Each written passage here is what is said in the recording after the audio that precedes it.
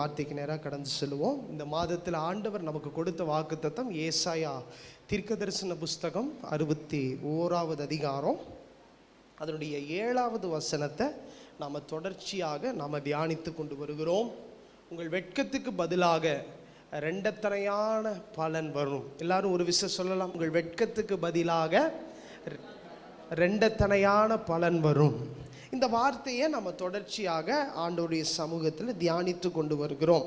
So போன வாரத்தில் நம்முடைய செய்கைக்கு பலன் கொடுக்கிற தேவன் அப்படிங்கிற தலைப்பில் ஆண்டவருடைய வார்த்தையை தியானிக்க ஆரம்பித்தோம். ரூத்தின் புஸ்தகம் 2வது அதிகாரம் அதனுடைய 12வது வசனத்தை நாம் வாசித்து பார்க்கும் பொழுது, உன் செய்கைக்கு தக்க பலனை கர்த்தர் உனக்கு கட்டளையிடுவார். ஒரு மனிதனுக்கு தேவன் பலன் தர வேண்டும் என்றால் அவனுடைய செயல்கள், அவனுடைய செயல்பாடுகள் ரொம்ப முக்கியமானதாய் தேவன் பார்க்கிறார். நம்முடைய செய்கைகள், நம்ம என்ன காரியத்தை செய்கிறோம், எப்படி அதை செய்கிறோம் அப்படிங்கிற காரியத்தை கர்த்தர் பார்த்து நம்முடைய செயல்களுக்கு தக்கதாய் கர்த்தர் நமக்கு என்ன செய்கிறார், பலனை கொடுக்கிற தேவனாய் இருக்கிறார். அதில் ரொம்ப ஒரு பியூட்டிஃபுல்லான ஒரு எக்ஸாம்பிளை 1 சாமுவேல் 18வது அதிகாரம் அதனுடைய 14வது வசனத்திலிருந்து ஒரு மனிதனுடைய செய்கைகளை குறித்து சங்கீதக்காரனாகிய தாவீதினுடைய வாழ்க்கையிலிருந்து சில காரியங்களை நாம் தியானிக்க ஆரம்பித்தோம். 1 சாமுவேல் 18வது அதிகாரம் அதனுடைய 14வது வசனம். தாவீது தன் செய்கைகளிலெல்லாம் புத்திமானாய் நடந்தான், கர்த்தர் அவனோடு கூட இருந்தார். ஆமென் சொல்லுவோமா? ஒரு மனிதனுடைய செய்கைகளுக்கு பலன் உண்டு அப்படின்னு கர்த்தர் சொன்னதுக்கு அப்புறம் எப்படி ஒரு மனிதனுடைய செயல்கள், நம்முடைய வாழ்க்கையின் செயல்கள், நாம் செய்கிற வேலை, நம்முடைய கைகளின் பிரயாசம் எல்லாமே எப்படிப்பட்டதாக இருக்க வேண்டும் என்று வேதம் எதிர்பார்க்கிறது அப்படிங்கிறத வேத வசனத்திலிருந்து சில காரியங்களை உங்களோடு கூட நான் பகிர்ந்து கொண்டேன். அதில் இந்த தாவீது ரொம்ப முக்கியமான ஒரு மனிதன். செய்கைகளில் எல்லாம் புத்திமானாய் நடந்து கொண்டான். நம்ம என்ன காரியத்தை வேணாலும் செய்யலாம், ஆனால் வேதம் எப்படிப்பட்ட ஒரு சாட்சியை உங்களுக்கு கொடுக்க ஆயத்தமாக இருக்குதுன்னா, செயல்களில் எல்லாம் புத்திமானாய். எல்லாரும் சொல்லுங்க, செயல்களில் எல்லாம் புத்திமானா. தாவீதின் மேலே ஒருத்தர் கூட என்ன செய்ய முடியல, அவனுடைய செயல்களை குறித்து தவறு சொல்ல முடியாத ஒரு நிலையில் அவனுடைய செயல்கள் அமைந்திருந்தது. அதற்கு 3 காரணங்களை நான் சொன்னேன். 1, சங்கீதங்களின் புஸ்தகம் 17வது அதிகாரம் அதனுடைய 4வது வசனத்தில் மனுஷனுடைய செய்கைகளை குறித்து, முதலாவது புத்திமானாய் நடந்து கொள்ள வேண்டும் என்றால் ஒரு மனிதனுக்கு இருக்க வேண்டிய மிக முக்கியமான ஒரு அறிவு, ஒரு வெளிப்பாடு என்னன்னா, மனுஷனுடைய செய்கைகளை குறித்து, நம்மளை சுற்றிலும் இருக்கிற மனிதர்களுடைய செயல்பாடுகளை குறித்து நமக்கு ஒரு அறிவு தேவை அப்படிங்கிறத அதில் யோபு 33வது அதிகாரம் 17வது வசனத்தில் ஒரு மனிதனுடைய செயல்கள் எப்படிப்பட்டதா இருக்கிறது அப்படிங்கிறத பார்த்தோம். மனுஷன் தன்னுடைய செய்கையை விட்டு நீங்கவும் மனுஷனுடைய பெருமையை அடக்கவும் செய்கிறார். பல மனிதர்களுடைய செயல்கள் இன்னைக்கு பிரதானமாக அவனுடைய செயலில் காணப்படுகிற ஒரு காரியம் என்னன்னா பெருமை. பெருமையான ஒரு மனிதனுக்கு கர்த்தர் என்ன செய்கிறார், எதிர்த்து நிற்கிறார். நம்மை சுற்றிலும் இருக்கிற சில பெருமையான ஆவிகள், மனிதர்களை போன வாரத்தில் நம்ம கவனித்தோம். பாபிலோனில் நேபுகாத் நேச்சார் எப்படி பெருமையுள்ளவனாக இருந்தான் அப்படிங்கிறத நம்ம கவனித்தோம். அதே போல் நெகேமியாவின் புஸ்தகத்தில் இருந்து எப்படி தேவனுடைய பிள்ளைகளுடைய தரிசனத்துக்கு விரோதமாக செயல்படுகிற மக்கள் எழும்பி அவர்களை தொடர்ந்து ஆவிக்குரிய வாழ்க்கையில் முன்னேற விடாத செயல்கள், மனுஷீக செயல்கள் செயல்படுகிறது. சன்பலாத் தொபியா எழும்பி பயமுறுத்தி நெகேமியாவை தொடர்ந்து தேவனுடைய ஊழியத்தையும் தேவனுக்குள்ள தன்னை கட்டி எழுப்ப முடியாத நிலைக்கு அவனை நிர்பந்தமாய் தள்ளினார்கள். அவர்களின் நடுவில் இருந்து நெகேமியா எப்படி ஜெயம் எடுத்தான் அப்படிங்கிறதெல்லாம் போன வாரத்தில் நம்ம கவனித்தோம். அப்போ முதல்ல நமக்கு இருக்க வேண்டிய ஒரு அறிவு, மனுஷனுடைய செய்கையை குறித்து நம்ம என்னவா இருக்கணும்? எச்சரிக்கையாகி கவனமாய் இருக்க வேண்டும். அப்பொழுது நம்முடைய செயல்களில் நம்ம எப்படி இருந்து கொள்ள முடியும்? புத்திமானாய் நடக்க முடியும் அப்படிங்கிறத பார்த்தோம். ரெண்டாவது காரியம், சங்கீதங்களின் புஸ்தகம் 92வது சங்கீதம் அதனுடைய 4வது வசனத்தை நம்ம வாசித்து பார்க்கும் பொழுது, கர்த்தருடைய செயல்களை மறந்து போகாதிருங்கள் அப்படின்னு 2வது பாயிண்ட்டை நேற்று போன வாரம் உங்களோடு கூட பேசினேன். கர்த்தருடைய செய்கைகளை, கர்த்தருடைய செயல்களை நம்மை மகிழ்ச்சியாக்குகிறது கர்த்தருடைய செயல்கள். அதுக்கப்புறம் கர்த்தருடைய செயல்கள் நம்மை பலப்படுத்துகிறது, அதிசயமான காரியங்களை நம்முடைய வாழ்க்கையில் செய்கிறது, வல்லமையை வெளிப்படுத்துகிறது அப்படிங்கிற காரியத்தெல்லாம் போன வாரத்தில் வேதாகமத்திலிருந்து நம்ம கற்றுக்கொண்டோம். மூன்றாவதாக, நம்முடைய செயல்களில் எல்லாம் புத்திமானாய் நடந்து கொள்ள நாம் என்ன செய்ய வேண்டும் என்பதை இந்த காலை வேளையில் உங்களோடு கூட நான் பேச விரும்புகிறேன். நீதிமொழிகளின் புஸ்தகம் அதனுடைய 16வது அதிகாரம் அதனுடைய 3வது வசனத்தை நீங்க வாசித்து பார்க்கும் பொழுது, நீதிமொழிகளின் புஸ்தகம் 16வது அதிகாரம் அதனுடைய 3வது வசனத்தை கவனித்து பார்க்கும்போது, உன் செய்கைகளை கர்த்தருக்கு ஒப்புவி. எல்லாரும் சொல்லுங்க, உன் செய்கைகளை கர்த்தருக்கு ஒப்புவி. மூன்றாவதாக, நம்முடைய செய்கைகளிலே நாம புத்திமானாய் நடந்து கொள்ள வேண்டும் என்றால், எல்லாவற்றிலும் ஜெயம் எடுக்கணும் அப்படின்னு நீங்க பார்த்தீங்கன்னா, மூன்றாவதா நமக்கு இருக்க வேண்டிய ஒரு நல்ல தகுதி, நம்முடைய செய்கைகளுக்கு பலன் கிடைக்க வேண்டும் என்றால், நாம் செய்கிற காரியங்களில கர்த்தர் நமக்கு பலனை கொடுக்க வேண்டும் என்றால், வேதத்தில் நம்ம கவனிக்கிறோம் கர்த்தர் தான் நமக்கு என்ன கொடுக்கிறாரு? பலனை கட்டளை இடுகிறார் அப்படிங்கிறத ரூத்தின் புஸ்தகம் 2வது அதிகாரம் 12வது வசனத்தில் நம்ம கவனிக்கிறோம். நம்முடைய செய்கைகளுக்கு, நாம செய்கிற காரியங்களுக்கு கர்த்தர் பலன் அளிக்க வேண்டும் என்றால் நம்ம ரொம்ப ஜாக்கிரதையா இருக்க வேண்டிய ஒரு காரியம் உன் செய்கைகள். எல்லாரும் சொல்லுங்க, என் செய்கைகள். என் செய்கைகள். ஒரு ஆவிக்குரிய தேவ மனிதனுடைய செய்கைகள் எப்படிப்பட்டதா இருக்க வேண்டும் என்பதை இன்னைக்கு வேதத்திலிருந்து நம்ம நிறைய வசனங்களை நம்ம தியானிக்க போகிறோம். உன் செய்கைகளை கர்த்தருக்கு ஒப்புவிக்க வேண்டிய உன் செய்கைகள். எல்லாரும் சொல்லுங்க, என் செயல்கள், என்னுடைய செய்கைகள் எப்படிப்பட்டதாக இருக்கணுன்றதை இன்னைக்கு தியானிக்க போகிறோம். ஆமென் சொல்லுவோமா? முதலாவது காரியம், எபிரேயருக்கு எழுதின நிருபம் 11வது அதிகாரம் அதனுடைய 7வது வசனத்தை நம்ம கவனித்து பார்க்கும் பொழுது, இங்கே நோவாவை குறித்து நம்ம வாசிக்கிறோம். எபிரேயர் 11வது அதிகாரம் அதனுடைய 7வது வசனத்தை நீங்கள் வாசித்து பார்க்கும் பொழுது, விசுவாசத்தினாலே நோவா தற்காலத்திலே காணாதவைகளை குறித்து, நல்லா கவனிக்கணும், காணாதவைகளை குறித்து, இதுக்கப்புறம் தான் நம்ம கவனிக்க போகிறோம். தேவ எச்சரிப்பை பெற்று பயபக்தி உள்ளவனாகி. உங்க செய்கைகள் பலன் கொடுக்க வேண்டும் என்றால், முதலாவது காரியம், உங்கள் செய்கைகளை குறித்து வேதம் என்ன சொல்லுகிறது, என்ன எதிர்பார்க்கிறது அப்படின்னா, எச்சரிப்பை பெற்ற தேவ மனிதனுடைய செயல்கள் பலன் கொடுக்கும். அல்லேலூயா சொல்வோமா? யாருடைய செய்கைகள் பலன் கொடுக்கும்? தேவ எச்சரிப்பை பெற்ற தேவ மனுஷனுடைய செயல்கள் பலன் கொடுக்கும். ஆமென் சொல்லுவோமா? நம்முடைய செய்கைகள் பலன் கொடுக்க வேண்டும் என்று நாம் விரும்புகிறோம். நாம் செய்கிற எல்லா காரியத்துக்கும் கர்த்தர் பலன் கொடுக்கிறார். எத்தனை பேர் அதை விசுவாசிக்கிறீங்க? நான் எதை செஞ்சாலும் அதில் கர்த்தர் எனக்கு ஒரு பலனை கொடுக்கிறார். ஆனால் யாருடைய செய்கைகளுக்கு கர்த்தர் பலன் கொடுக்கிறார்னா, இந்த எபிரேயருக்கு எழுதின நிருபம் 11வது அதிகாரம் 7வது வசனம் நமக்கு ரொம்ப அழகா ஒரு மனிதனுடைய செயல்களை குறித்து சொல்லுகிறது. தேவ எச்சரிப்பை பெற்று பயபக்தி உள்ளவனாகி தன் குடும்பத்தை ரட்சிப்பதற்கு ஒரு செயலை செய்கிறான். அந்த செயலுக்கு கர்த்தர் பலன் கொடுக்கிறார். அல்ல சத்தமா ஒரு அல்லேலூயா சொல்லுவோமா? நம்முடைய வாழ்க்கையில இன்னைக்கு நல்லா கவனிச்சுக்கங்க, ஆவிக்குரிய தேவ பிள்ளைகளா, நீங்க உங்க செயல்களில ஜெயம் எடுக்கணுமா? உங்க செயல்கள் ஜெயம் பெறணுமா? உங்க செயல்கள் வெற்றி உள்ளதா மாறணுமா? ஒன்னே ஒன்னு கர்த்தரிடத்துல கேளுங்க, காணாதவைகளை குறித்து. எல்லாரும் சொல்லுங்க, நான் கேள்விப்படாத சில காரியங்களை குறித்து தேவ எச்சரிப்பை நான் பெற்று பயபக்தி உள்ளவனாகி நான் செய்கிற செயல் நிச்சயமா எனக்கு பலன் கொடுக்கும். அல்லேலூயா சொல்லுவோமா?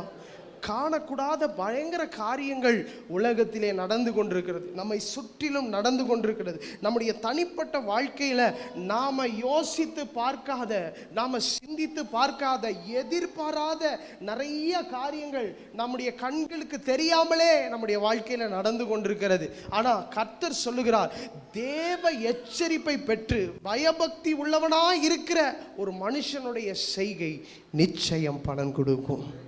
நோவா பாருங்க, 120 வருடம் வேத வசனம் சொல்லுகிறது, 120 வருடம் அவன் வேலை செஞ்சுக்கிட்டே இருக்கிறான். எத்தனை வருஷங்க? 1 வருஷம் 2 வருஷம் இல்ல, 120 வருடம் நோவாவினுடைய செயல்களுக்கு என்ன இல்லை? எல்லா ஜனங்களும் அவனை சுற்றி நின்று பார்த்து கொண்டிருக்கிறார்கள். எல்லா ஜனங்களும் அவனை பார்த்துக்கிட்டு இருக்காங்க. என்னையா செய்யறான்? 120 வருஷமா சொல்றான், மழை வரல. 120 வருஷமா ஒரு காரியத்தை செய்யறான், அவனுக்கு முதலுக்கு என்னவா முடிஞ்சிடும்? ஏன் இவ்வளவு எக்ஸ்பென்சிவா நோவா சில காரியத்தை செய்யறான்? ஏன் இவ்வளவு சரீர உழைப்புகளை நோவா போடுகிறான்? ஏதோ ஒரு காரியம் இதுவரைக்கும் நம்ம கேள்விப்படாத, ரட்சிப்பு கேள்விப்படாத விஷயமா இருக்கிறது, அபிஷேகம் உலகத்தின் பார்வையில் கேள்விப்படாத விஷயமா இருக்கிறது, விசுவாசம் கேள்விப்படாத காரியமா இருக்கிறது. இதையெல்லாம் அவர்கள் பார்த்து அவர்கள் அதையெல்லாம் அனுபவிக்க முடியாத, அவர்களால் புரிந்து கொள்ள முடியாத அநேக காரியங்களை நம்முடைய வாழ்க்கையின் அன்றாட நாட்களிலே நாம் அதை பிராக்டிஸ் பண்ணிட்டு இருக்கிறோம். விசுவாசத்தை நம்ம பிராக்டிஸ் பண்ணிட்டு இருக்கிறோம். தேவனுடைய ரட்சிப்பின் வாழ்க்கையில் நம்ம வாழ்ந்து கொண்டிருக்கிறோம். காணாதவைகளை குறித்து உலகத்தின் பார்வைக்கு அபிஷேகம் தெரியாது, உலகத்தின் பார்வைக்கு ரட்சிப்பு தெரியாது, உலகத்தின் பார்வைக்கு ஆராதனை புரியாது. எத்தனை பேருக்கு நான் சொல்றது புரியுது? புரியாத காரியத்தை நம்முடைய வாழ்க்கையில் நம்ம ஒவ்வொரு நாளும் செய்து கொண்டிருக்கிறோம். நம்முடைய எதிர்பார்ப்பு என்ன? என்னுடைய ஒவ்வொரு செயல்களுக்கும் எனக்கு என்ன வேண்டும்? சபைக்கு வருகிறனா, தேவனை ஆராதிக்கிறனா, கர்த்தருக்காக வாழுகிறனா, என்னுடைய ஒவ்வொரு செயல்களுக்கும் பலன் வேண்டும் என்று எதிர்பார்க்கிறனா, தேவனிடத்திலிருந்து ஒரு காரியத்தை பெற்றுக்கொள்ள வேண்டும். எல்லாரும் சொல்லுங்க, காணாதவைகளை குறித்து தேவ எச்சரிப்பை பெற்று பயபக்தி உள்ளவனாகி. ஆமேன் சொல்லுவோமா? பல காரியங்கள், ஆபத்துகளை நம்மால் உணர்ந்து கொள்ள முடியாது. ஒரு இடத்துக்கு தேவ எச்சரிப்பை குறித்து சில காரியங்களை நம்ம கவனித்து பார்க்கும்போது வேதத்தில் பயங்கர ஆச்சரியமாக இருக்கும். யாத்திரையாகமத்தின் புஸ்தகம் 25வது அதிகாரம் 40வது வசனத்தில் அங்கே ஆண்டவர் மோசேயின் இடத்துல ஒரு எச்சரிப்பை சொல்லுகிறார். ஒரு எச்சரிப்பு, யாத்திரையாகமத்தின் புஸ்தகம், மலையின் மேல் உனக்கு காண்பிக்கப்பட்டபடியெல்லாம் செய்ய எச்சரிக்கையாயிரு. ஆமேன் சொல்லுவோமா? மோசேயை கர்த்தர் அழைக்கிறார். நல்லா கவனிச்சுக்கங்க, மோசேயை கர்த்தர் அழைக்கிறார், நம்மையும் கர்த்தர் அழைத்திருக்கிறார். ஒரு வேறு பிரிக்கப்பட்ட ஒரு வாழ்க்கைக்கென்று கர்த்தர் நம்மை அழைத்திருக்கிறார். ஒரு வேறு பிரிக்கப்பட்ட வாழ்க்கை வாழ கர்த்தர் நம்மை அழைத்திருக்கிறார். மோசேயை கர்த்தர் மலையின் மேலே ஏற்றி அவனுக்கு ஒரு காரியத்தை, ஒரு மாதிரியை கர்த்தர் காண்பிக்கிறார். காண்பிச்சுட்டு சொல்றாரு, இதன்படியெல்லாம் செய்ய நீ எச்சரிக்கையாயிரு மோசே. ஒரு தேவ பிள்ளைக்கு வேத வசனம் ஒரு எச்சரிப்பாய் மாற வேண்டும். ஆமென் சொல்லுவோமா? ஆண்டவர் நமக்கு காண்பித்த, நம்முடைய கண்களால் கண்டு தொட்டு உணர்ந்து அனுபவித்துக் கொண்டிருக்கிற இந்த வேத புஸ்தகத்தினுடைய சத்தியங்களை அதன்படி செய்ய நீ எச்சரிக்கையாயிரு. இந்த எச்சரிப்பை நம்ம பெறும்போது தான் உங்க ஜெபத்துல, வேத வாசிப்புல தியானித்து கொண்டிருக்கும் போது தேவன் சொல்லுகிற ஒரு எச்சரிப்பு, ஆசியா நாடுகளின் வழியா தன்னுடைய மிஷனரி பிரயாணத்தை எடுக்கணும்னு சொல்லி பவுல் ரொம்ப தீவிரமா இருக்கிறார். அவருடைய முதல் மிஷனரி பிரயாணம், 2வது மிஷனரி பிரயாணத்திலலாம் ஒரு நல்ல ஒரு பலனை பவுல் பார்த்துட்டார். அவருடைய ஆசையெல்லாம் எப்படியாவது ஆசியாவுக்கு, அப்போஸ்தலர் நடவடிக்கைகளில் நீங்கள் இதை வாசிக்கலாம், ஆசியாவுக்கு போய் கர்த்தருடைய சுவிசேஷத்தை நான் சொல்லிடணும் அப்படின்னு ரொம்ப ஆசையாக இருக்கிறார். ஆனால் பரிசுத்த ஆவியானவர் அவரை தடை பண்ணினார் ஆசியாவுக்குள்ளே போக என்று சொல்லி வேதவசனம் சொல்லுகிறது. ஒவ்வொரு செயல்களிலும் காணாதவைகளை குறித்து பவுலுக்கு தெரியாது. ஆசியாவில் என்ன சூழ்நிலை இருக்கிறது என்பது பவுலுக்கு தெரியாது. நீங்க போகிற இடத்துல எப்படிப்பட்ட காரியத்தை சந்திக்க போகிறீங்கிறது உங்களுக்கு தெரியாது. ஆனா உங்க செய்கைகளுக்கு பலன் வரணும்னா காணாதவைகளை குறித்து, எல்லாம் திரும்ப அந்த வார்த்தையை சொல்வோமா? தேவ எச்சரிப்பை பெற்று பயபக்தி உள்ளவனா இருக்கிற ஒரு மனிதனுடைய செயல்களுக்கு நிச்சயமாய் பலன் வரும். கையை உயர்த்தி சொல்லுங்க, நிச்சயமாய்.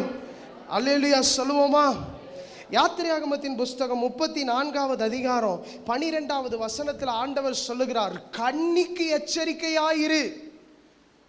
யாத்திரையாகமத்தின் புஸ்தகம் 34வது அதிகாரம் 12வது வசனத்தில் சொல்லுங்க, நீ போய் சேருகிற தேசத்தின் குடிகளோடு உடன்படிக்கை செய்யாதபடிக்கு எச்சரிக்கையாயிரு. பண்ணினால் அது உன் நடுவில் கண்ணியாயிருக்கும். காணாதவைகள், நம்ம கால்களுக்கு கீழே ஒரு கண்ணி இருக்கிறது. தேவ பிள்ளைகளாய் நீங்களும் நானும் அதை காணாதவைகள், கண்களால் பார்க்க முடியாதவைகள், அதை உணர்ந்து கொள்ள முடியாதவைகள், மற்றவர்கள் சொன்னாலும் புரிந்து கொள்ள முடியாதவைகள், நம்முடைய கால்களுக்கு கண்ணிகள் தேசத்திலே வைக்கப்பட்டிருக்கிறது, தேசத்திலே வைக்கப்பட்டிருக்கிறது. அதனால தான் கர்த்தர் சொல்லுகிறார், காணாதவைகளை குறித்த ஒரு எச்சரிப்பு யார் உங்களுக்கு தர முடியும் தெரியுமா? சர்வ வல்ல தேவனாய் இருக்கிறவர். ஏன்னா அவருக்கு ஒரு கரிசனை இருக்கு, உங்க செயல்கள் பலன் கொடுக்க வேண்டும் என்று கர்த்தர் விரும்புகிறார். நல்ல சத்தமா ஒரு அல்லேலூயா சொல்லுவோமா? நல்ல சத்தமா, இன்னும் சத்தமா ஒரு அல்லேலூயா சொல்லுவோமா?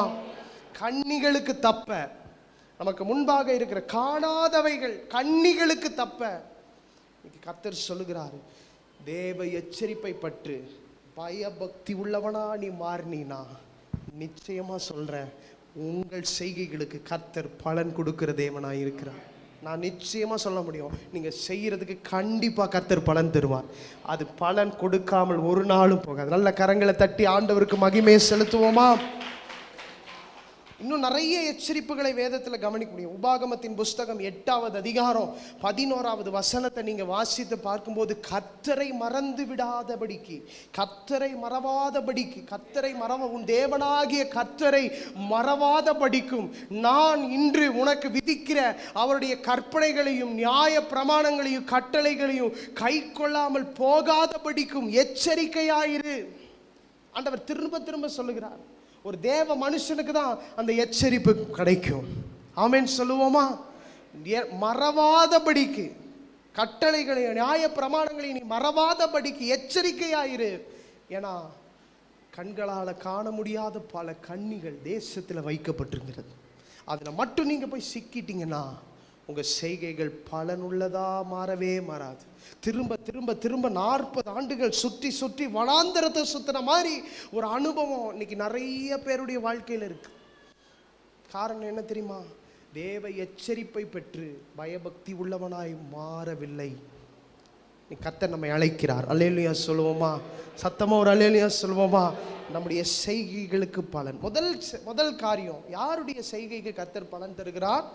தேவ எச்சரிப்பை பெற்று பயபக்தி உள்ளவனாய் மாறுகிற ஒரு மனிதனுக்கு கர்த்தர் என்ன தருகிறார்? பலனை கொடுக்கிறார். சத்தமா சொல்லுவோமா? தேவ எச்சரிப்பை பெற்று பயபக்தி உள்ள மனிதனுக்கு கர்த்தர் என்ன செய்கிறார்? அவனுடைய செயல்களுக்கு. நோவா அப்படிதான் இருந்தான். ஆமென் சொல்லுவோமா? பல மனிதர்கள் இருக்கலாம், ஆனா இப்படிப்பட்ட ஒரு மனிதனுக்கு கர்த்தர் தம்முடைய பலனை கொடுக்கிறார். ஆமென். இரண்டாவது காரியம், ஆதியாகமத்தின் புஸ்தகம் 31வது அதிகாரம். ஆதியாகமத்தின் புஸ்தகம் 31வது அதிகாரம். இன்னைக்கு ரொம்ப முக்கியமான ஒரு காரியத்தை உங்களோடு கூட நான் விளக்கி காண்பிக்க விரும்புகிறேன்.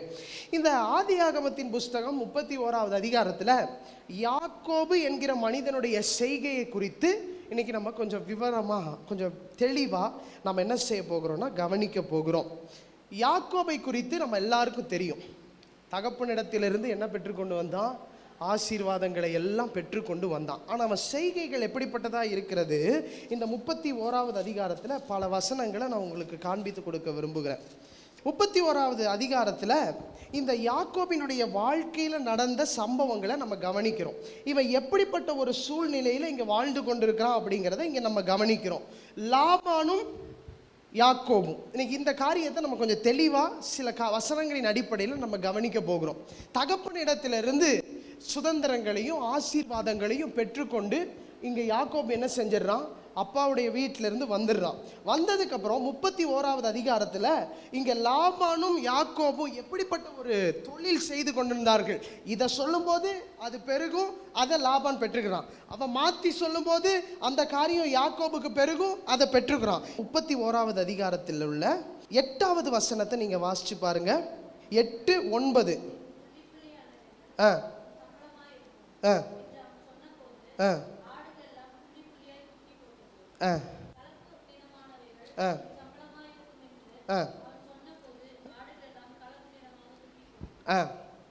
இவ்விதமாய்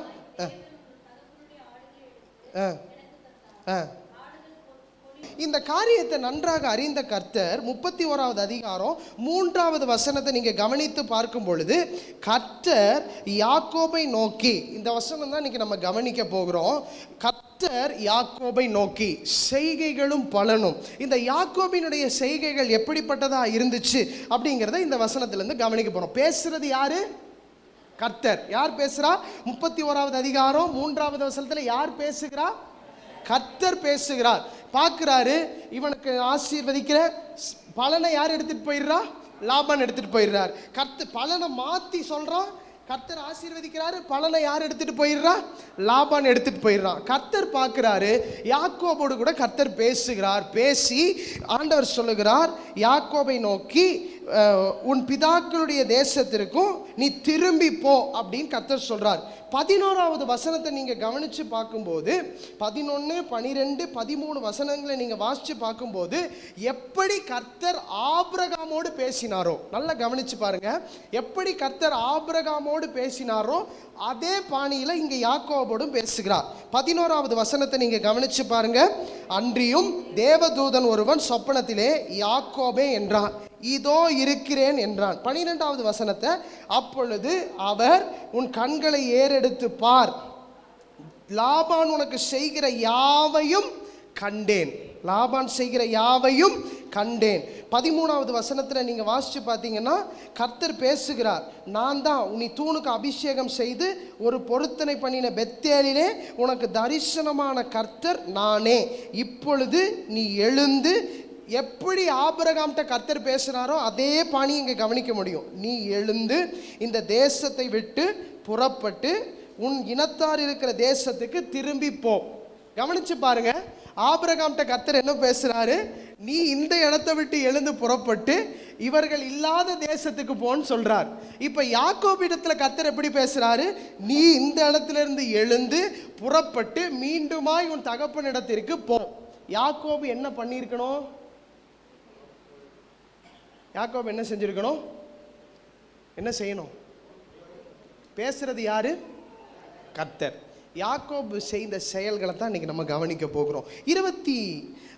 20வது வசனத்தில் நீங்கள் வாசித்து பார்க்கும்போது, லாபானுக்கு அறிவியாமல். 27வது வசனத்தை நீங்கள் வாசித்து பார்க்கும்போது, திருட்டளவாய் என்னிடத்தை விட்டு நீ வந்தது என்ன அப்படிங்கிறத நீங்கள் கவனிக்க முடியும். 28வது வசனத்தை நீங்கள் கவனித்து போகும்போது, இந்த செய்கையை நீ மதி இல்லாமல் செய்தாய். எப்படிப்பட்ட ஒரு சாட்சி எங்க எடுக்கிறான் பாருங்க. போக சொன்னது யாரு? யாரை விட்டு போக சொல்றாரு? இவன் நிதர்சனமா இருக்கிற ஒரு மனுஷனா, ஆவிக்குரிய மனுஷனா என்ன செஞ்சிருக்கணும்? லாபான் இடத்துல போய் கர்த்தர் என்ன செய்ய சொல்லிட்டாரு? போக சொல்லிட்டாரு. நீ சொன்னாலும் சொல்லாட்டி நான் என்ன செஞ்சிருவேன். ஆனால் இவன் செய்கிற செய்கை எப்படிப்பட்டதா இருக்குன்னு பார்த்தீங்கன்னா, புத்தீனமான ஒரு மனிதனுடைய செய்கையா இருக்குன்னு யார் சொல்றா? வசனத்தை வாசிச்சிங்களா? என்ன வசனம்? 28வது வசனத்தை நீங்க வாசிச்சு பார்க்கும்போது, இந்த செய்கையை நீ மதி இல்லாமல். என்ன காரணம்? என்ன காரணம்? திருட்டளவா ஓடி வரான். எப்படி ஓடி வரான்? வசனத்தை வாசிக்கிறீங்களா? 27வது வசனத்தை நீங்க வாசிச்சு பார்க்கும்போது, மறைத்து எனக்கு அறிவியாமல் திருட்டளவாய் என்னிடத்தில் இருந்து என்ன. இன்னைக்கு இந்த பாயிண்ட்டை தான் நம்ம கவனிக்க போகிறோம். செய்கைக்கு கர்த்தர் பலன் தர ஆயத்தமாக இருக்கிறார். ஆனால் நம்முடைய செய்கை எப்படி இருக்கக்கூடாது அப்படிங்கிறத இந்த வசனத்திலிருந்து, சுபாவ மாற்றம் இல்லாமல், எல்லாரும் சொல்லுங்க, சுபாவ மாற்றம் இல்லாமல் ஆவிக்குரிய காரியத்தை நீங்கள் செய்தாலும் பலன் பெறாது. இவனுக்குள்ள இருக்கிற சுபாவம் என்ன? என்ன சுபாவம்? திருட்டளவாய். தகப்பனிடத்திலிருந்து எப்படி தான் வர்றான்? லாபானிடத்திலிருந்து எப்படி தான் போறான்? திருட்டளவாய். சுபாவ மாற்றம் இல்லாமல் நீங்கள் செய்யும் ஆவிக்குரிய காரியங்களுக்கும் என்ன வராது? சத்தமா சொல்லுங்க. சுபாவத்தில் மாற்றமே இல்லை. அன்னைக்கும் ஏமாத்திட்டு தான் வரான். லாபம் யார் சொல்றது? லாபம் சொல்லல, கர்த்தர் தான் என்ன சொல்றாரு? கிளம்பி சுபாவத்தில் மாற்றமே இல்லை. 30 வருஷம் சபைக்கு வந்தாலும் சுபாவத்தில் என்ன இல்லை? ஏன் நம்ம நம்ம நம்ம நம்ம நிதானமாக யோசிச்சு பார்க்கணும். இவனுக்கு கர்த்தர் அவ்வளவு ஆசீர்வாதத்தை கொடுத்தார். ஆனால் இவன் இப்போ திரும்பி போகும்போது ஆண்டவர் நினைச்சாரு, சரி இங்கே தான் இவன் என்ன செஞ்சுட்டான், இப்படி இருந்துட்டான், இப்போ எங்கே போகிறான்? லாபான்ட்ட ஒரு பக்கா ட்ரைனிங், 14 வருஷம் பக்கா ட்ரைனிங் கொடுத்து இவன் மாறிடுவான்னு பார்த்தா சுபாவத்தில் ஒரு மாற்றமும். கர்த்தரே சொல்றாரு, நீ போ. இவ்வளோ காரியத்தை செஞ்ச கர்த்தர் இந்த லாபானை வச்சா இவனை மடக்கி பிடிச்சிட போறாரு. பார்வோனையே என்ன செய்ய முடியும்? கர்த்தரால போன அனுப்பி வைக்க முடியும். இருந்தா என்ன பண்ணுவான்? இன்னும் மீறி போனா ஒரு 3 வருஷம் பார்ப்பான். அதுக்கப்புறம் அவன்கிட்ட பிள்ளைகளும் என்ன செய்யல இல்லை. இவன் நினைச்சாலும் இவனுக்கு நினைச்சது என்னெல்லாம் எல்லாமே கிடைச்சிருச்சு. ஆனா சுபாவத்தில் என்ன இல்லை? அதுக்கு என்னைக்குமே என்ன செய்யாது?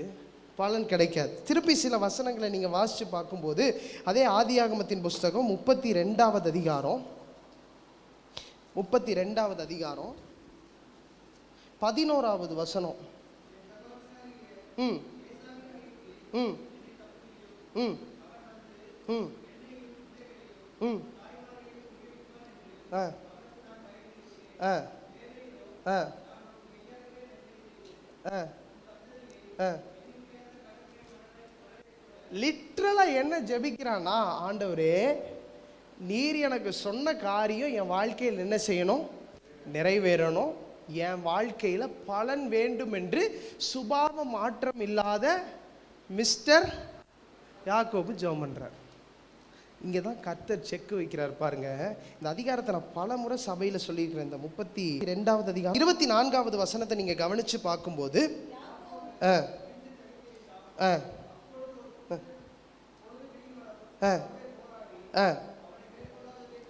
24வது வசனத்தை தான் இன்னைக்கு நான் உங்களோடு பேச விரும்புகிறேன். இப்போ இந்த சுபாவ மாற்றம் வர யாக்கோபு செய்த காரியம் என்ன? நல்லா கவனிச்சு பார்த்தீங்கன்னா, தேவ சமூகத்தில் போராடுகிறான். ஆமேன்னு சொல்லுவோமா? கர்த்தரும் அவனோடு கூட போராடுகிறாரு. யாக்கோபும் யாரோடு கூட போராடுகிறான்? நான் சொல்கிறேன், சுபாவ மாற்றம் இல்லாமல் நீங்கள் பலனை இத்தனை நாட்கள் எதிர்பார்த்து கொண்டிருக்கிறீங்களா? ஆவிக்குரிய காரியம் செஞ்சாலுமே என்ன செய்யாது? பலன் வராது. இன்னைக்கு கர்த்தர் நம்மளை பார்த்து சொல்லுகிற காரியம் என்னன்னா, யாக்கோபு தனித்திருந்து, எல்லாரும் சொல்லுங்க தனித்திருந்து. 24வது வசனம் ரொம்ப முக்கியமான வசனம். யாக்கோபு தனித்திருந்து கர்த்தருடைய சமூகத்தில் அமர்ந்து, அவனுக்கும் தேவனுக்கும் இங்கே ஒரு பெரிய போராட்டமே நடக்கிறது. ஆமேன்னு சொல்லுவோமா? போராடி சுபாவத்தில் ஒரு பெரிய மாற்றத்தை இந்த இடத்துல பெற்றுக்கொள்ளுகிறான். 28, 29, 30 வசனங்களெல்லாம் நீங்கள் வாசித்து பார்க்கும்போது கர்த்தர் அவனுடைய சுபாவத்தை இங்கே மாற்றுகிறாரு. 33வது அதிகாரம் 1 வசனத்தை நீங்கள் கவனித்து பார்க்கும்போது யாக்கோபு தன் கண்களை ஏறெடுத்து பார்க்கிறான். ஏசா வருகிறான். ஆனாலும் அவனை சமாதானமாக சந்திச்சு பதான் அராமிலிருந்து 18வது வசனத்தை நீங்கள் வாசித்து பார்க்கும்போது 33வது அதிகாரம் 18வது வசனத்திலேருந்து நீங்கள் வாசித்து பார்க்கும்போது ம் ம் ம் ம்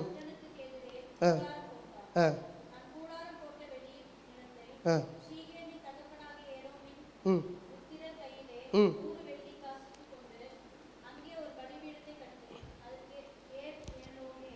இஸ்ரவேல் என்று பெயரிடுகிறான். ஆமேன்னு சொல்லுவோமா? சுபாவ மாற்றம். கர்த்தர் நம்மோடு கூட பேசுகிற ஒரு காரியம். சுபாவ மாற்றம் இல்லாத ஒரு செய்கைக்கு கர்த்தர் ஒரு நாள் என்ன செய்ய முடியாது. கர்த்தர் பாருங்க, இந்த யாக்கோபோடு கூட தொடர்ந்து போராடி கொண்டிருக்கிறார். இன்னைக்கு பல நேரங்களில் நம்ம ஆவிக்குரியவங்கன்னு சொல்லியும் தேவனுக்கு ஆராதனை செய்தும் நம்முடைய வாழ்க்கையில் ஏன் பலன் இல்லை தெரியுமா? இந்த யாக்கோபை போல திருட்டளவாய் செய்து மதீனமான காரியம். வேதம் அதை எப்படி குறிப்பிடுதுன்னா, மதீனமான காரியம்னா எப்படி சொல்றது? அறிவில்லாத மனுஷனை போல நீ செயல்படுகிறியே அப்படின்னு நம்மளை பார்த்து வேதம் சொல்லுகிறது. ஆமேன் சொல்லுவோமா? சத்தமாக ஒரு ஆமேன் சொல்லுவோமா? கர்த்தர் நம்ம இடத்துல விரும்புகிற காரியம் என்ன தெரியுமா? செய்கைகளுக்கு பலன் கொடுக்க கர்த்தர் ஆயத்தம். ஆனால் நம்முடைய சுபாவத்தில் ஒரு மாற்றம் வேண்டும். யாக்கோபு பாருங்க, 33வது அதிகாரத்துக்கு பின்னாடி அவனுடைய வாழ்க்கையில் ஒரு பெரிய சேஞ்ச். கூடாரத்தை அமைச்சு அது வரைக்கும் பயந்து பயந்து பயந்து வாழ்ந்த யாக்கோபு இப்போ நல்ல விசாலமான இடத்துல வந்து நின்று அவனுடைய செய்கைகளுக்கு தக்க பலன் 100 வெள்ளிக்காசு கொடுத்து வாங்குறான்னா அவனுடைய செய்கைகளை கர்த்தர் எவ்வளவா ஆசீர்வதித்திருப்பார். அல்லேலூயா சொல்லுவோமா? அப்படியாக நம்மை நடத்த விரும்புகிறார். ஒரு வசனத்தை வாசிங்க. ரோமருக்கு எழுதின நிருபம் 8வது அதிகாரம் அதனுடைய 13வது வசனம். இந்த மொத்த சம்பவத்தையும் ஒரே வார்த்தையில நம்ம சொல்லணும்னா, மாம்சத்தின்படி பிழைக்காமல் ஆவியினாலே சரீரத்தின் செய்கைகளை அழித்து தேவனுடைய பலனை பெறுங்கள். ஆமென் சொல்லுவோமா? மாம்சத்தின்படி 31, 32 அதிகாரத்தில் மாம்சத்தின்படி செயல்படுகிற யாக்கோபை கர்த்தர் மாற்றி ஆவியினாலே, அந்த போராட்டம் 24வது வசனத்தினுடைய போராட்டம் எதுக்கு தெரியுமா? அவனை ஒரு ஆவிக்குரியவனா மாற்றி அவனுடைய செய்கைகளுக்கு பலன் கொடுக்க யாக்கோபும் போராட வேண்டியதாக இருந்தது, கர்த்தரும் போராட வேண்டியதாக இருந்தது. இன்னைக்கு எத்தனை பேர் நான் கர்த்தரோடு கூட போராடி சுபாவ மாற்றத்தோடு கூடிய பலனை நான் பார்க்கணும்னு விரும்புகிறீங்க? அல்லேலூயா சொல்லுவோமா? யாக்கோபு பாருங்க, சுபாவ மாற்றம் இல்லாத வரைக்கும் நீங்க செய்கிற எந்த செயலுக்கும் பலன் வராது.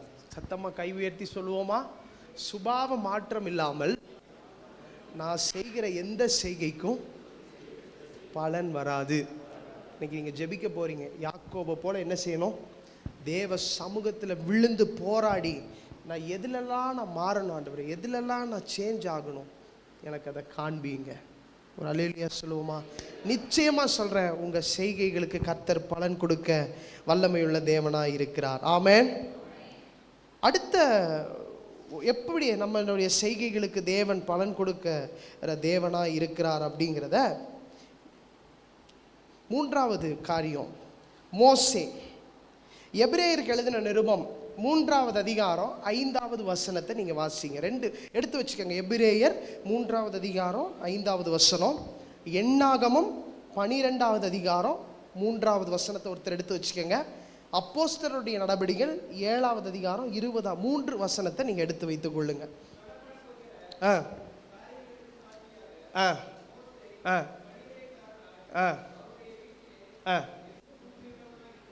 சுபாவத்தினால் செயல்களால் நற்சாட்சி பெற்ற மோசே. நல்லா கவனிங்க, இது ஒரு ஆழமான ஒரு சத்தியம். மோசேயை குறித்து, மோசேயுடைய செயல்களை குறித்து சொல்லுகிறது. என் வீட்டில் எங்கும்.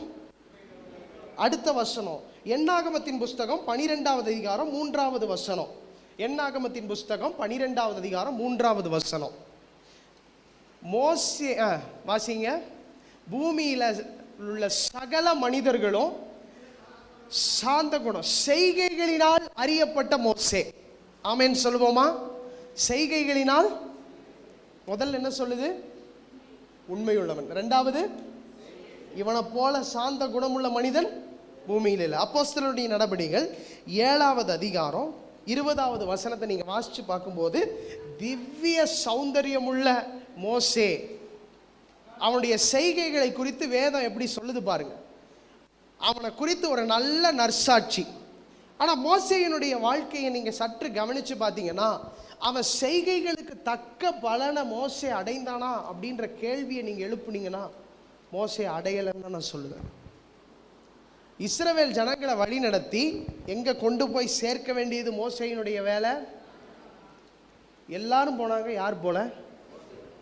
செய்கைகளுக்கு தக்க பலன் பெறவில்லை. எத்தனை பேருக்கு நான் சொல்றது புரியுது?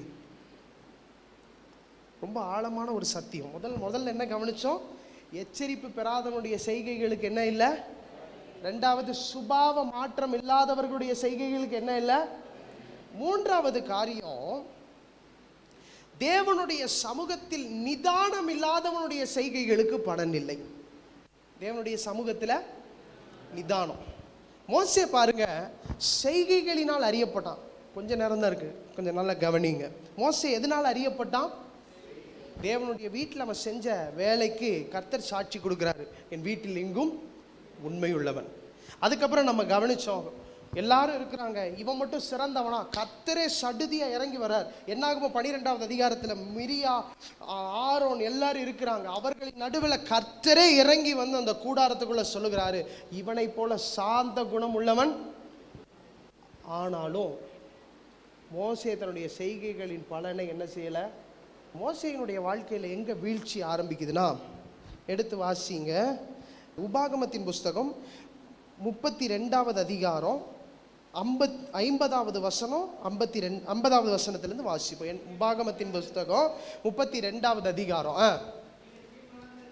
நீங்கள் சீன் வனாந்திரத்தில் உள்ள காதேசிலே மேரிபாவின் தண்ணீரின் சமயத்தில் என்னை பரிசுத்தம் பண்ணாமல் அவர்கள் நடுவே என் கட்டளைகளை மீறினதினாலே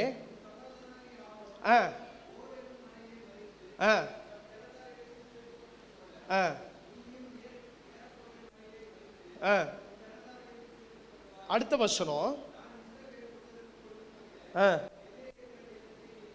நீ பார்ப்பாய் ஆனாலும்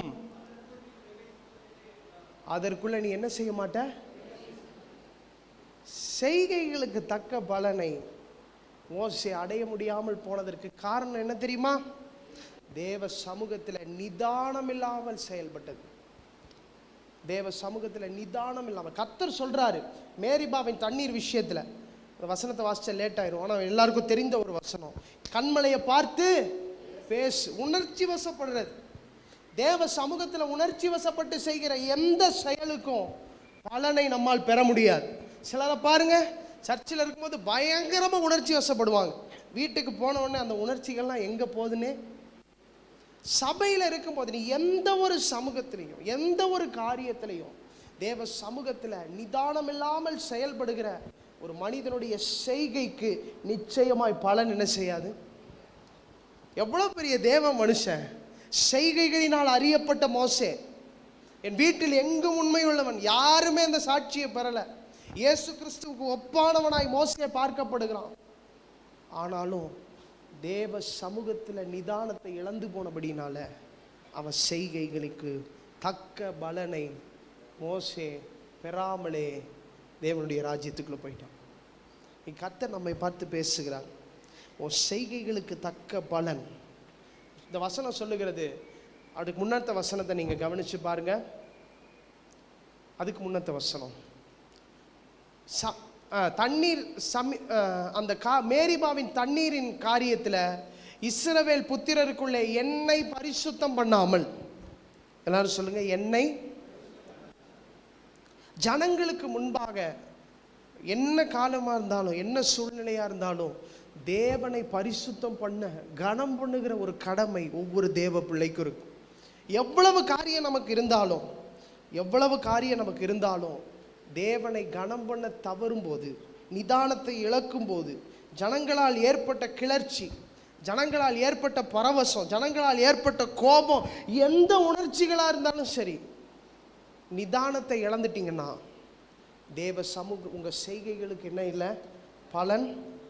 இன்னொரு வசனத்தையும் நான் உங்களுக்கு காண்பித்து கொடுக்க விரும்புகிறேன்.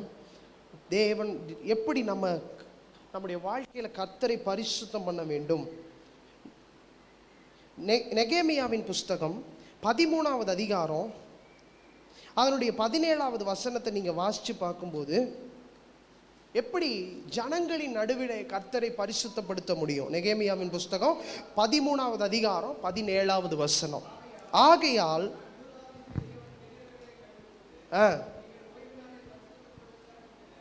ஓய்வு நாளை பரிசுத்த குலைச்சல் ஆக்குகிற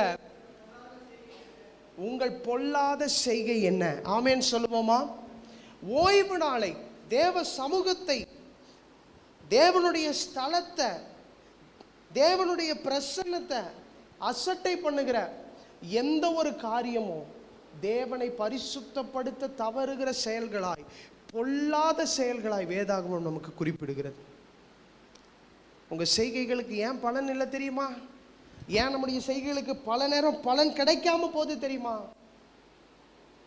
தேவனுடைய சமூகத்தில் பரிசுத்தம் பண்ண வேண்டிய நேரத்தை நம்ம உலகத்துக்கு கொடுக்கும்போது நிச்சயமாக சொல்கிறேன், நம்முடைய செய்கைகளுக்கு பலன். ஆண்டவர் எச்சரிக்கிறார், நம்ம தேவ சமூகத்தை விட்டு செய்கிற எந்த செயலுக்கும் பலன் இல்லை. சத்தமோ ராமேன்னு சொல்லுவோமா? மோசே பாருங்க, அவ்வளோ பெரிய தேவ மனுஷன்தான். தேவ சமூகத்தில் நிதானத்தை இழந்து ஜனங்கள் அவனை நெருக்கிறாங்க, அவனை சுற்றிலும் இருக்கிற ஜனங்கள் அவனை நெருக்கிறாங்க, முறுமுறுக்கிறார்கள். அவனுக்குடைய இருதயத்தில் பயங்கர கோபம். இவ்வளவு மகத்துவமான தேவனை இந்த ஜனங்கள் முறுமுறுக்கிறார்களே, இவ்வளவு பெரிய தேவனை இவங்க அசட்டை பண்ணுகிறார்களே. கர்த்தர் பேச சொன்னாரு, நிதானத்தை இழக்கிறான், கண்மலையை பார்த்து அடிக்கிறான். தண்ணீரை கர்த்தர் கொடுத்தாரு, ஆனால் தேவ சமூகத்தில் நிதானத்தை இழந்து போனதுனால அவன் செய்கைக்கு பலன் இல்லை. இன்னைக்கு ஆவிக்குரிய வாழ்க்கையில் உங்கள் செய்கைகளுக்கு பலன் வேண்டுமா? கர்த்தரை பரிசுத்தப்படுத்துங்கள். நல்ல கையை உயர்த்தி ஒரு ஆமேன்னு சொல்லுவோமா? என்ன சூழ்நிலையாக இருந்தாலும் சரி, கர்த்தரை நீ பரிசுத்தப்படுத்தாம நீ செய்கிற எந்த செய்கைக்கும் கர்த்தர் பலன் கொடுப்பார்னு நினைச்சா அது மிகப்பெரிய ஏமாற்றமே. ஓய்வு நாளை பரிசுத்தப்படுத்தாம, தேவனை நீ உயர்த்தாம நீ எந்த காரியமும் செஞ்சாலும் உனக்கு நிச்சயமா பலன் இருக்காது. அல்லேலூயா சொல்லுவோமா? எத்தனை பேர் சத்தமா ஒரு அல்லேலூயா சொல்றீங்க? அவ்வளோ பெரிய தேவ மனுஷன்தான் தேவ சமூகத்தின் நிதானத்தை இழந்துட்டான். நான் சொல்றேன், ஜனங்கள் இருப்பார்கள், நம்ம சுற்றில இருக்கிற ஜனங்கள் நம்மளை பயங்கரமா ஃபோர்ஸ் பண்ணுவாங்க, நெருக்குவாங்க. ஆனால் நீ ஆவிக்குரிய மனிதனாக உன்னுடைய நிதானத்தை இழந்து விட்டாய்னா, கர்த்தர் அந்த இடத்துல பரிசுத்தப்படுத்த தவறிட்டன்னா, செய்கைக்கு தக்க பலனை ஒன்று சொல்கிறேன். ஆலயத்தை முதன்மையாக நீங்கள் வைக்க தேவ சமூகத்தை முதன்மையாக நீங்கள் வைக்க வேதத்தை முதன்மையாக நீங்கள் வைக்க ஜனங்கள் எல்லாரும் இருக்கலாம். அவர்களுக்கு ஒரு படி மேலே வேத வசனத்தையும் உங்கள் ஆவிக்குரிய வாழ்க்கையை வச்சு பாருங்க, உங்கள் செய்கைக்கு தக்க பலனை கர்த்தர் தருவார். அது செய்யாமல் நீங்கள் மோசையாகவே இருந்தாலும் சரி, காணான பார்ப்பீங்க, பலன் கிடைக்காது. எத்தனை பேர் இந்த காலை வேளையில் கர்த்தரிடத்தில் நம்ம ஒப்பு கொடுக்க விரும்புவீங்க?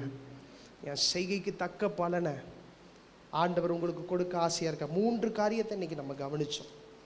எச்சரிப்பு பெறாமல், தேவ எச்சரிப்பை பெற்று பயபக்திக்குரியவனா மாறாம செய்கிற எந்த செய்கைக்கும் பலன் கிடையாது. 2வது, சுபாவ மாற்றம் இல்லாமல். நல்லா தெரிஞ்சுக்கணும், அநேக ரட்சிக்கப்பட்டவங்க வஞ்சிக்கப்பட்டு போற காரணம் என்ன தெரியுமா? சுபாவ மாற்றம் இல்லாமல் என் செய்கைக்கு பலன் கொடுங்க நீங்கள் 1000 தடவை உபவாசம் இருந்தாலும் ஒரு நாளும் நான் சொல்கிறேன் நம்முடைய செய்கைக்கு பலனே வராது. சுபாவ மாற்றம் இல்லையா? ரட்சிக்கப்பட்டதுக்கு அப்புறம் நீ வேற மனுஷன், ஆண்டவரை ஏற்றுக்கொண்டதுக்கு அப்புறம் நீ வேற மனுஷன். உலகத்தின் காரியங்கள் எல்லாம் நமக்குள்ள வரவே கூடாது. உலகத்தின் சுபாவங்கள், உலகத்தின் பேச்சுக்கள், உலகத்தின் பழக்க வழக்கங்கள், உலக மனுஷன் கூட உட்கார்ந்து இருக்கும் போது உனக்கு அவனுக்கு வித்தியாசம் இருக்கணும். உன் கூட என்னால் நிற்க முடியலன்னு சொல்கிறான் பார்த்தீங்களா? அப்போ தான் நீங்கள் ஆவிக்குரிய மனுஷனாக இருக்கிறீங்க. அவன் உங்கள் கூட உட்கார்ந்து பழக்க வழக்கத்தை வளர்த்துட்டு இருந்தானா நீ ஆவிக்குரிய மனுஷன் இல்லை. அந்த இடத்துல தேவ நாமம் தூஷிக்கப்படுகிறது. அவன் உன்னை பார்த்து சொல்லணும், எப்பா உனக்கும் எனக்கு என்ன செய்யாது, ஒத்து வராது, உனக்கு எனக்கு ஒத்து வராது. நல்ல ஆவிக்குரிய மனிதர்களை பாருங்க, பல மணி நேரம் உட்காந்து கதை பேசிக்கிட்டா இருக்கிறாங்க. இல்லை, காரணம் மற்றவன் அவன் கூட நின்று பேச முடியாதுங்க. மற்றவன் அவன் கூட நின்று பேச முடியாது. அவன் உறவெல்லாம் கர்த்தரை நோக்கி இருக்கும், அவன் உறவெல்லாம் வேதத்தை நோக்கி இருக்கும், அவன் உறவெல்லாம் ஜபத்தை நோக்கி இருக்கும், அவன் உறவெல்லாம் பரிசுத்தத்தை நோக்கி இருக்கும். இன்னைக்கு ஆண்டவர் நம்மை பார்த்து பேசல. சுபாவ மாற்றம் இல்லாமல் யாக்கோபு எவ்வளவு முயற்சி செஞ்சாலும் அவனுடைய வாழ்க்கையில் பலன் அல்ல. திருட்டளவாக தான் போகிறான், கர்த்தர் சொல்லியும் திருட்டளவாக போகிறான். அவனுடைய பழைய சுபாவங்கள், ஜென்ம சுபாவங்கள், மனுஷிக சுபாவங்கள் அவன் மேலே ஜெயம் எடுத்துருச்சு. அங்கேயே அவன் தோத்துட்டான். அவன் செய்கைக்கு ஒரு நாளும் பலன் கிடைக்காது. இன்னைக்கு கர்த்தர் நம்மை பார்த்து எச்சரிக்கிறார்.